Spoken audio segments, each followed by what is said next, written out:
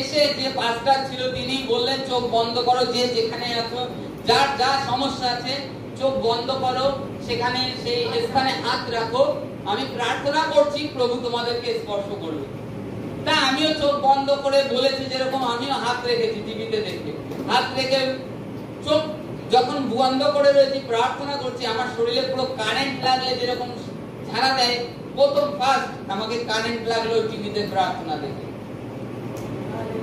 তখন থেকে আমার মনে এইরূপ আকাঙ্ক্ষা হয়ে গেছে, কি করে আমি এই প্রার্থনা কেন্দ্র কোথায় পাবো। আমি জানি শিমুলতলায় আছে গির্জা, কিংবা বড় গির্জা আছে ছগেরে, কিন্তু এই প্রার্থনা হয় না। এইটুখানি আমার ভিতরে ইয়ে রয়েছে, কোথায় পাই কোথায় পাই। আমার ভিতরে একটা মানে তৃষ্ণার্ত রয়েছে, ক্ষুধার্ত রয়েছে, আমি কোথায় এই প্রার্থনা কেন্দ্র পাবো। তা যাক ঈশ্বরের ইচ্ছা, ঈশ্বরের সংকল্প।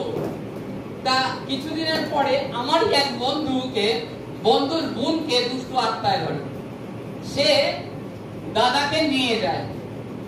তা আমি ওর কাছে জিজ্ঞেস করি যে তোর বোনকে যে ভূতে ধরেছিল, কি দুষ্ট আত্মায় ধরেছিল, কাকে দিয়ে কি করলি, কোন ওজা এসেছিল, তখনকার যে চিন্তা ভাবনা, যে কোন ওজাকে নিয়েছিলি। সে বলছে যে কোন ওজা না, এ দাদার বাড়ি চাপাবে গোপালদা, যিশুর প্রার্থনা করে।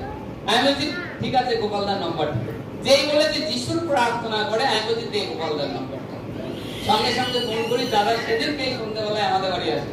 তখন দাদা আমাকে বলে যে এরকম প্রার্থনায় আসো, আমারও সমস্যা ছিল, আমি ওই বোম্বে ওখানে গিয়ে সুস্থ হয়েছি।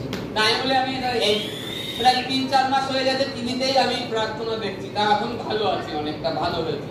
বলছে আরো যা আছে আসো প্রার্থনায়, ভালো হয়ে যাবে। তাই এবার দেখুন আজকের দিন, আর আমার জীবনে সেই সময় একটা দিন ছিল, সেই সময় আমার মধ্যে একটা নিরাশা কাজ করতো, আমি বাঁচবো না। আমার মধ্যে একটা নিরাশা, আমার কি এই রোগ থেকে